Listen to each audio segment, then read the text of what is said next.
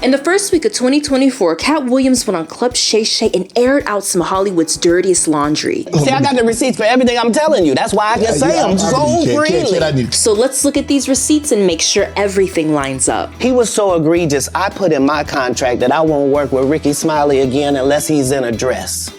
True. The first movie Katt Williams did with Ricky Smiley after Friday After Next was called First Sunday, and Ricky Smiley did wear a dress playing the character of Bernice Jenkins. You called Ocean 11 to get that part. True. Bernie Mac discussed how Steve Harvey tried to sabotage his role in Ocean's 11 in an interview he gave to GQ in 2000. This was further confirmed by Ed Lover, who stated that Bernie Mac confided in him about Steve Harvey's attempt to sabotage his role. Apparently, Steve went as far as to offer the producers to do the role himself for less money. There are 30,000 new scripts in Hollywood every year. Not one of them asks for a country bumpkin black dude that can't talk good over KB and look like Mr. Potato Head. True. If we look at Steve Harvey and Mr. Potato Head side by side, we can see an undeniable resemblance. Why is there no story of anybody who ever sold a drug to me, did a drug with me, was around me when I was inebriated? True. Even though Katt was arrested in 2016 for the possession of marijuana, he has been very vocal about saying that he does not consider marijuana to be a drug. He has never been arrested for the possession of any hard drugs. If you sign up for their program, you get a light-skinned, weird-faced wife. True. Everyone Katt has spoken about does have a weird-faced, light-skinned wife.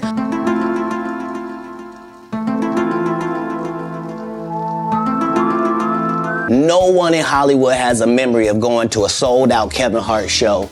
True. Kevin Hart never sold out any shows in Hollywood or even the state of California. He did sell out his special Kevin Hart, What's Now, at the Philadelphia Lincoln Financial Field in 2016.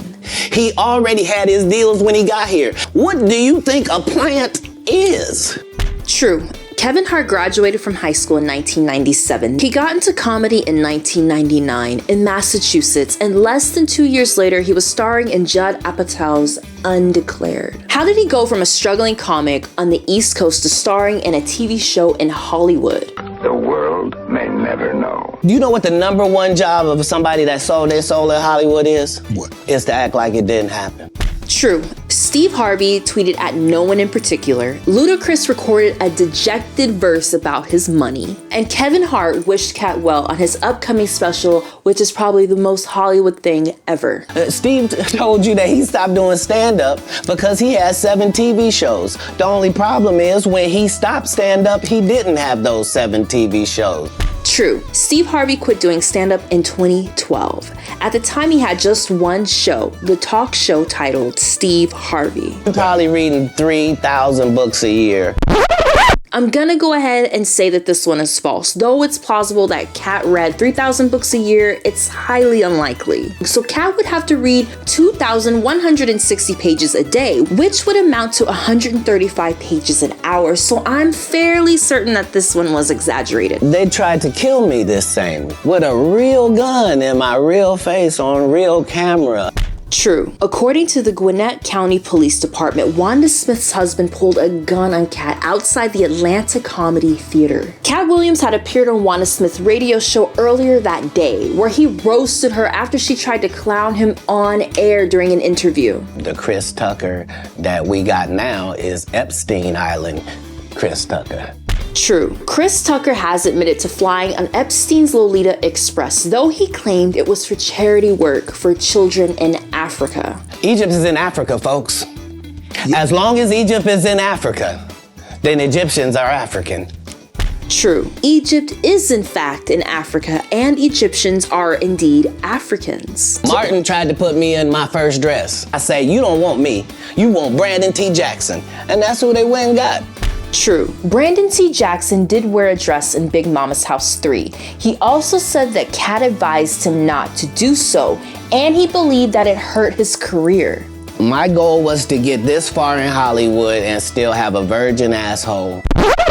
We're all gonna have to take Katt's word on this one. Cedric comes to the Comedy Store. He watches me in the audience. He comes backstage. He tells me what a great job I did and how much he loves the joke. 2 years later, he's doing that as his last joke.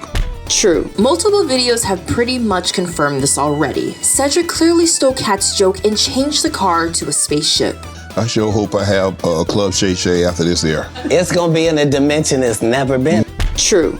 Katt's interview garnered over 56 million views and propelled Club Shay Shay to over 2.6 million subscribers. The episode was spoofed on Saturday Night Live and has since gone viral. Cause I thought you did Mark Curry's show over after he had just done hanging with Mr. Cooper.